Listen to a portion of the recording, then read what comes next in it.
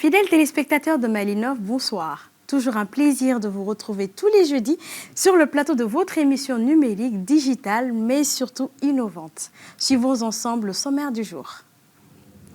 À suivre ce soir, CV Expert, un projet de plateforme numérique porté par des jeunes ambitieux. Elle est dotée de l'intelligence artificielle pour analyser des CV et extraire des compétences clés, l'expérience ainsi que l'éducation des candidats. Au cœur de cette émission ce soir, le Salon international du développement accéléré du numérique. Monsieur Ahmed Moulaye, président du groupement des organisations professionnelles du numérique, à l'initiative du salon, est l'invité de Malinov ce soir.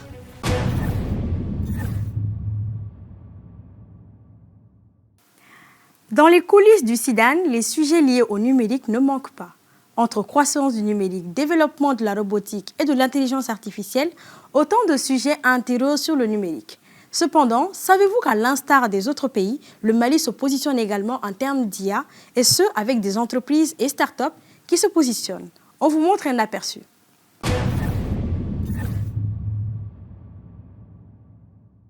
Le Salon international du développement accéléré a été une aubaine pour les entreprises et start-up maliennes de montrer leur savoir-faire. Loin d'être les seules alternatives, les membres de l'organisation nous confient que le Mali a déjà réalisé plusieurs prouesses. En termes de numérique, le Mali se positionne très bien. Quand vous prenez le volet robotique, je crois que vous êtes au courant. L'association qui s'appelle Robo Mali a remporté beaucoup de prix au niveau régional, sous-régional et au niveau international. On a battu même des équipes beaucoup plus, on va dire, plus équipées que nos équipes, mais on a des équipes qui sont beaucoup plus intelligentes que ces équipes-là. Maintenant, par rapport à l'intelligence artificielle, évidemment, c'est vrai que l'intelligence artificielle est en train de faire une percée fulgurante partout dans le monde. Nous avons, parmi les exposants dont vous venez de parler tout de suite, un jeune malien qui vient juste d'avoir le bac, mais qui a fait des exploits dans le domaine de l'intelligence artificielle. Et je crois qu'il a même créé une entreprise dans ce domaine-là et qui utilise beaucoup les robots pour faire un certain nombre de choses. Donc d'un côté à l'autre, vraiment nous avons quand même des jeunes très très brillants au niveau des start-upers aussi, qui actuellement sont en train de faire des merveilles dans le domaine de la robotique et de l'intelligence artificielle. Entre exposition de gadgets numériques, services numériques, entreprises émergentes dans la sécurité, bref, on y trouve un peu de tout dans ce salon. L'exemple est le réseau social Lenali, entièrement conçu et créé par des Maliens. On y retrouve également Iwati, qui évolue dans l'intelligence artificielle avec un système de détection faciale. Il y a beaucoup d'entreprises qui sont sur le marché, qui offrent ou encore qui proposent des solutions digitales innovantes. Oui, comme le co-design qui, avec la semaine de l'entrepreneuriat que j'ai eu à participer, donc, et ils offrent en réalité des opportunités, beaucoup d'opportunités sur le digital. Et j'ai appris énormément là-bas. J'ai rencontré certaines sociétés que je ne pensais même pas qu'elles existaient au Mali, des sociétés innovantes en matière de digitalisation. Le Mali doit faire confiance à nos sociétés. En fait, ici, nous avons des sociétés qui ont la compétence en matière de sécurité et en matière de digitalisation. La première des choses, c'est de faire confiance à nos sociétés et alors on saura bien vous répondre à ces problématiques. Si pour certains le réel challenge se trouve au niveau de la confiance, d'autres par contre estiment qu'il se situe au niveau de la souveraineté numérique, un terme largement débattu lors de ce salon. Il faut le dire, nous sommes à un moment où c'est le numérique qui gère. Nous sommes à un ère où c'est le numérique qui est à la mode. Donc il faudra vraiment des solutions pour développer et dématérialiser toutes ces méthodes anciennes de gestion des entreprises et autres choses. Donc vraiment, on doit encourager ces entreprises, ces start-up dans le digital afin que le développement puisse on puisse avoir la souveraineté numérique. Si le programme du salon a été marqué par des conférences numériques panels, elle a également été l'occasion de nouer des partenariats. L'Alliance Smart Africa, qui est un engagement des chefs d'État et de gouvernement africains pour accélérer le développement socio-économique durable sur le continent basé à Kigali au Rwanda, participant à ce salon, a signé une convention avec le groupement des organisations professionnelles du numérique et le chapitre malien de l'Internet Society. Cette convention elle a été signée entre Smart Africa et le chapitre malien de l'Internet Society. C'est aussi, si je peux m'exprimer ainsi, un des retombées du Salon international pour le développement accéléré du numérique SIDAN. Parce que pendant 3 jours, c'est vrai que nous sommes là en train de faire des panels, des conférences, mais il faut qu'il y ait quelque chose de consistant, de durable qui peut rester même si le salon prend fin aujourd'hui. Donc là, il y a eu la signature d'une convention, d'un MOU entre notre chapitre, le chapitre malien de l'Internet Society et Smart Africa, et une autre convention entre Smart Africa et le groupement des organisations professionnelles du numérique qu'on appelle le GOPEN. Donc ça, je peux mettre ça vraiment au bénéfice du SIDA en tant que retombée déjà de cette activité. A noter que l'Alliance Smart Africa inclut 32 pays africains représentant plus de 815 millions de personnes et son objectif est de nouer un rôle moteur dans l'accélération du développement socio-économique grâce aux technologies de l'information et de la communication.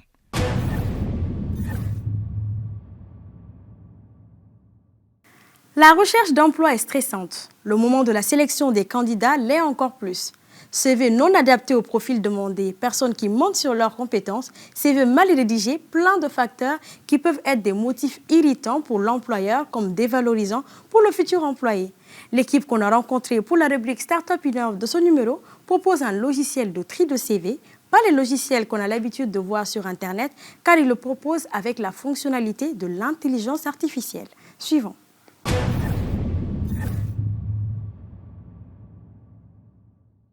De leur nom CV Expert, qui se trouve également être le nom de leur création, cette équipe a vu le jour lors des projets d'Orange Summer Challenge.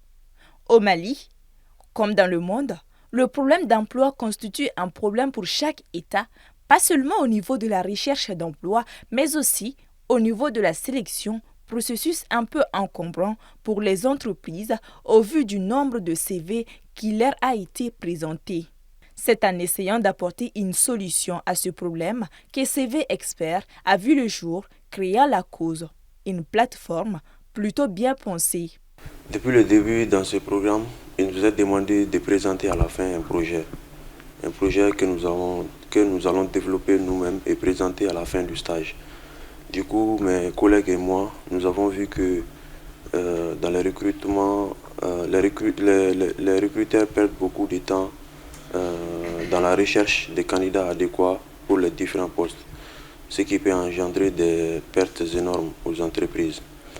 En effet, à chaque fois qu'un poste vacant se présente, les personnels des ressources humaines doivent rédiger des annonces d'offres, la publier sur plusieurs plateformes, trier manuellement les centaines de CV qui affluent, organiser des entretiens et faire des vérifications de références. Tous ces processus peuvent prendre des semaines, voire des mois, avant qu'un candidat ne soit finalement embauché. Ce long processus peut entraîner des pertes de temps et d'argent considérables à l'entreprise, tout en prolongeant le délai pour pourvoir des postes essentiels. Mais aussi, nous ne pouvons ignorer aussi les erreurs humaines qui peuvent survenir lors de nos processus de sélection, des discriminations souvent involontaires, des jugements hâtifs, des décisions basées sur des critères subjectifs. Ces erreurs peuvent priver des individus de leur chance et les entreprises de talents précieux. Des sites pour recherche d'emploi, des logiciels pour classifier les CV, il y en a en pagaille, mais une similitude ici au Mali, c'est le design des sites et applications. CV Expert, pour se démarquer, a pensé à différencier à ces niveaux. Surtout, j'ai essayé de mettre des images 3D dans le site.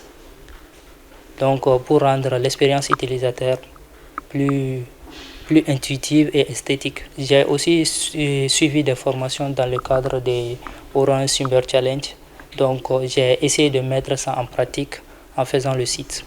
Plateforme dotée d'intelligence artificielle pour trier et classer les CV, c'est bien surtout pour l'employeur qui cherche à embaucher, mais le stress continue toujours chez le candidat. Pour calmer ce stress, les développeurs ont mis en relation une application au logiciel permettant aux candidats de suivre ses postulations. Oui, l'application de CV Expert est divisée en deux parties. Une partie qui est destinée à l'entreprise et une partie qui est destinée aux candidats. Côté candidat, les candidats verront les offres de l'entreprise. S'il y a une offre qui les intéresse, donc ils vont soumettre les informations en vue d'uploader leur CV. Donc l'entreprise verra tous les candidats qui ont postulé à une offre déterminée en vue de leur soumettre à notre scanner intelligent qui est doté d'une intelligence artificielle qui va faire le matching trié par ordre de pertinence. Nous sommes à l'ère du numérique, mais surtout des intelligences artificielles. Ils nous aident au quotidien et constituent des facteurs de développement importants pour des entreprises en croissance, mais nous oublions que ces innovations technologiques sont récentes et peuvent aussi se tromper. Et pour ce cas, CV Expert répond. Jusqu'à nos jours, notre intelligence artificielle n'a pas répertorié de bugs jusqu'à maintenant. Donc, il y aura toujours des mises à jour que nous allons faire, voilà, pour que notre IA soit à la pointe.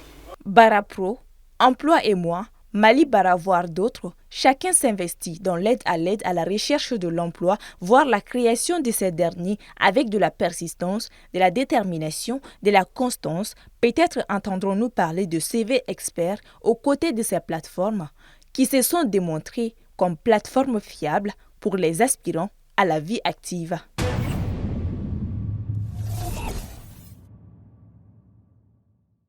Le Salon international du développement accéléré du numérique s'est achevé hier mercredi 6 décembre. C'est une initiative du groupement des organisations professionnelles du numérique en collaboration avec le CNPM et le ministère de l'économie numérique. Justement, le président du groupement est l'invité de Malinov ce soir. Il nous expliquera les tenants et aboutissants du salon. A tout de suite.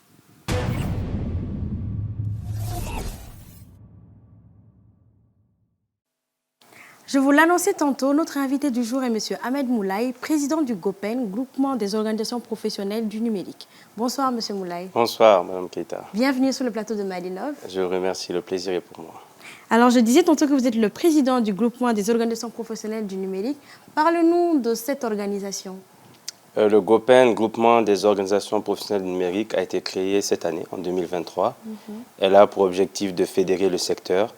Elle a pour objectif de rassembler toutes les différentes fêtières, que ce soit les associations informatiques, télécoms, start-up, incubateurs, fintech, et essayer de concentrer tout le beau monde du numérique sous une seule bannière, qui sera le GOPEN, qui sera représenté et au patronat et qui sera l'interlocuteur direct de l'État.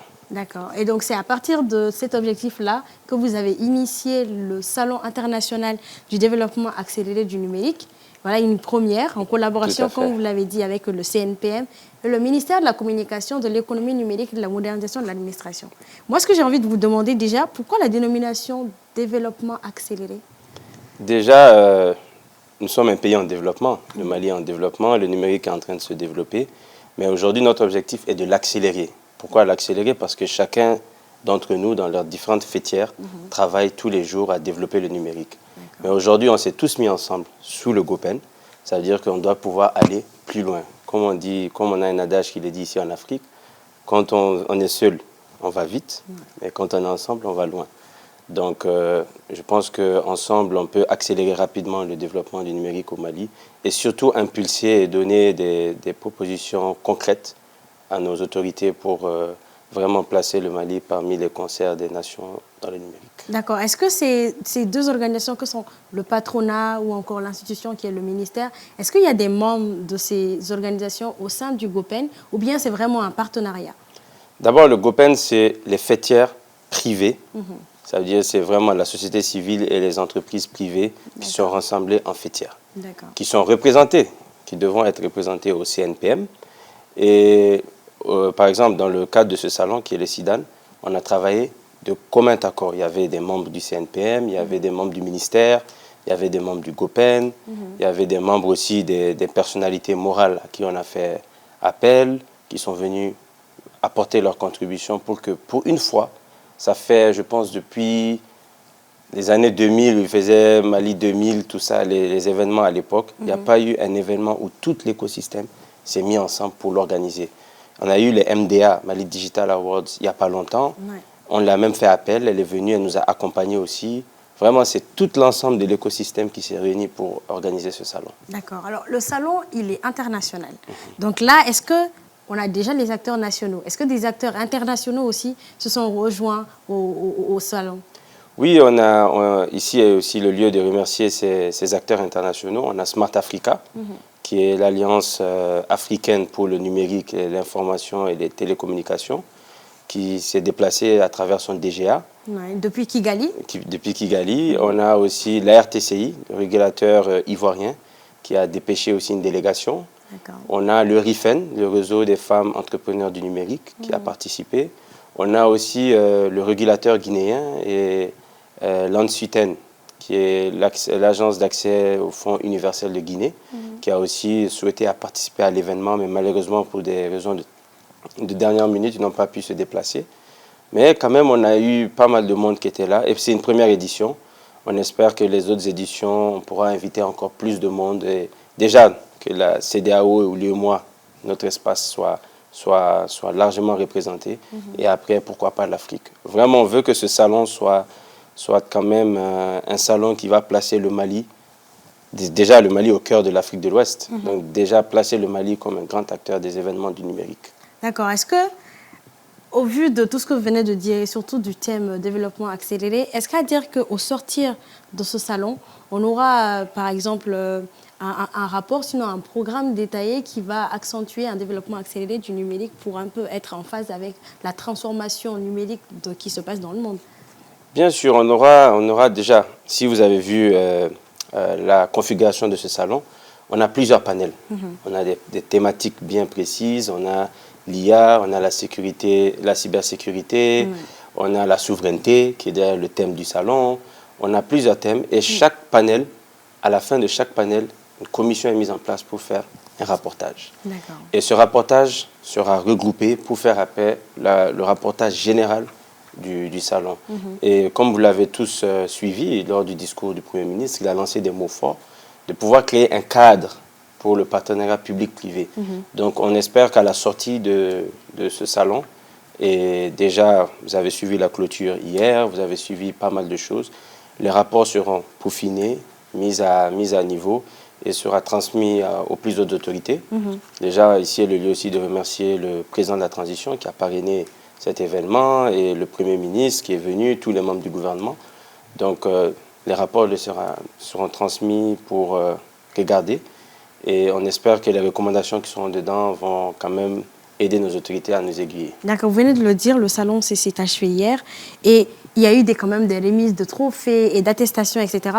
Est-ce que par exemple ces pays qui se sont rejoints, qui ont rejoint le salon, notamment des pays comme le Rwanda, qui sont à un niveau plutôt, quand on prend le niveau de développement, qui est un niveau plutôt avancé par rapport au Mali, est-ce que c'est par exemple un transfert de connaissances qui viennent et donnent des recommandations que le Mali peut utiliser pour son avancement dans le cadre du numérique? Tout à fait. Donc, comme vous l'avez si bien dit, je pense que hier aussi, vous avez suivi avec nous, on a signé des protocoles.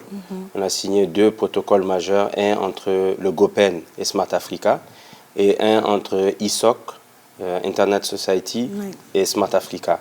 Ces protocoles d'accord au MOU, comme on le dit en anglais, ça a de renforcer, c'est pour renforcer nos capacités, permettre et essayer de profiter du savoir-faire que Smart Africa a développé durant plusieurs années. Et comme le directeur adjoint de Smart Africa l'a rappelé dans son discours inaugural, le Mali fait partie des pays fondateurs de Smart Africa.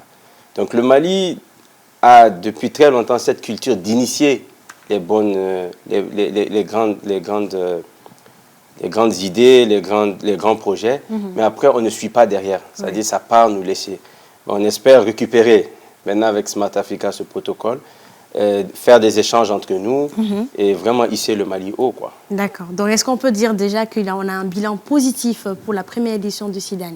C'est un bilan 100% positif parce que l'objectif c'était déjà de rassembler le secteur. Le secteur a été fédéré et rassemblé, de parler d'une seule voix. Les autorités étaient présentes, ils ont répondu. On a eu des partenaires internationaux qui étaient là, on a signé des protocoles. On a des grandes recommandations qui vont ressortir.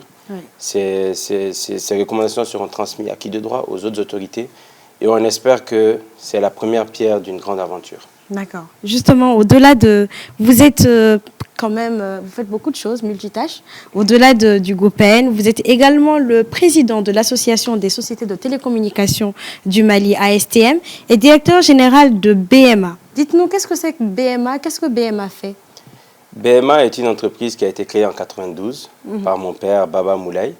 C'est l'une des premières entreprises pionnières du domaine de l'informatique au Mali. D'accord. D'ailleurs, ils sont parmi les gens qui ont fait pas mal d'événements dans les années 96, 2000, 2002. Donc toute votre vie, vous avez baigné dans le numérique, on va dire. Voilà, tout à fait. Okay. Et j'ai suivi aussi cette trace parce qu'ils étaient dans la vie associative, ils ont fait pas mal de choses. D'accord. Et moi, j'étais aux États-Unis, je suis rentré en 2017. BMA est spécialisé dans l'informatique.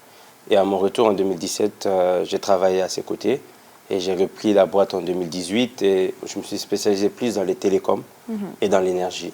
Dans les télécoms, on travaille avec les opérateurs, Orange, Malitel, on fait la maintenance des sites, le déploiement de la fibre. Dans l'énergie, on fait des centrales solaires avec la MADER et on travaille sur des projets avec la Direction nationale de l'énergie pour installer une grosse centrale solaire pour le Mali. D'accord, alors c'est sur ces mots qu'on va clôturer, parce que comme vous l'avez dit, le SIDAN a été une réussite. Vous êtes très satisfait du résultat. Donc je rappelle que le SIDAN, Salon international du développement accéléré du numérique, s'est tenu à Bamako du 4 au 6 décembre. Ça a réuni des acteurs du Mali et surtout international pour fédérer, on va dire, les connaissances et pouvoir avoir un rapport détaillé sur l'accélération du numérique au Mali. Je rappelle qu'on était avec M. Ahmed Moulaye, président du GOPEN, groupement des organisations professionnelles, qui est à l'initiative du SIDAN. Merci beaucoup, M. Moulaye. Merci, Mme Keita. Bonne soirée. Et c'est la fin de cet entretien.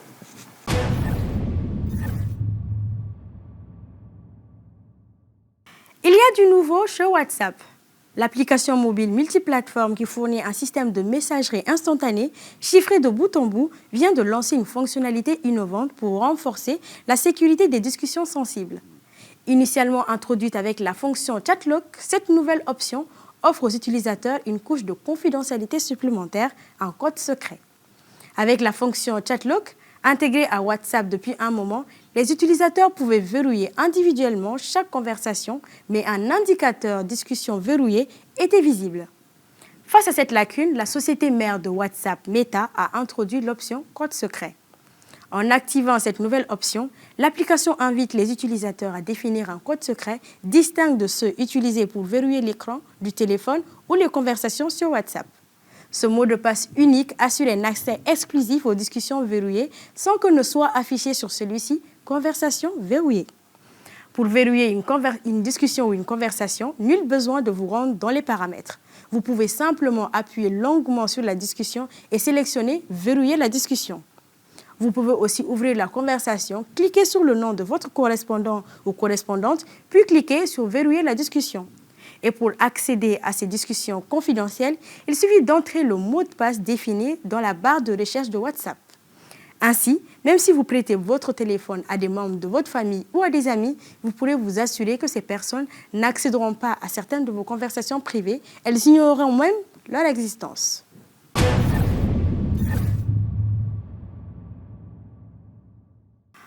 Aujourd'hui, on sort de la Matrix pour ceux qui ont la référence. On utilise dans nos vies de tous les jours des emojis Apple pour qualifier nos humeurs ou choix dans nos textos. Et si on vous disait qu'il était possible de personnaliser des emojis Apple tout en utilisant des personnages de la culture populaire ou de la vie de tous les jours? Vous êtes curieux de savoir comment? Découvrons cela dans l'astuce avec Babi.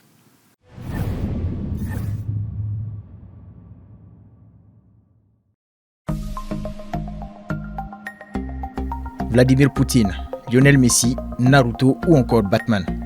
Oui, ce sont bien des emojis Apple que nous pouvons utiliser. Mais comment pouvons-nous les obtenir vu que c'est impossible de personnaliser ces emojis Apple? Eh bien, c'est très simple. Dans un premier temps, pour générer les emojis personnalisés de notre choix dans le style Apple, on va aller sur le site emoji.sh. C'est tout simplement un site d'intelligence artificielle qui va nous générer les emojis qu'on lui demande. C'est disponible sur PC, mais également sur l'App Store.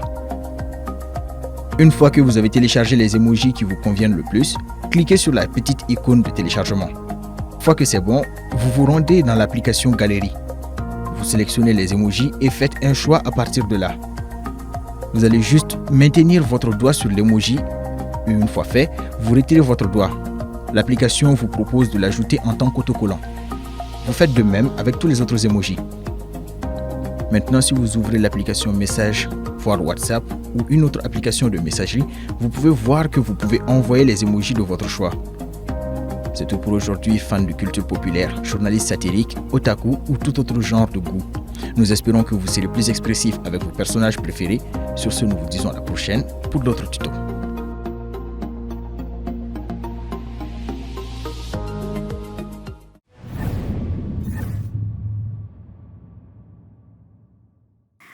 Ainsi s'achève ce 97e numéro de votre émission. Merci à tous de l'avoir suivi et pour votre constante fidélité sur TM1 et aussi sur l'émission Mali 9. On se dit à la semaine prochaine pour un nouveau numéro.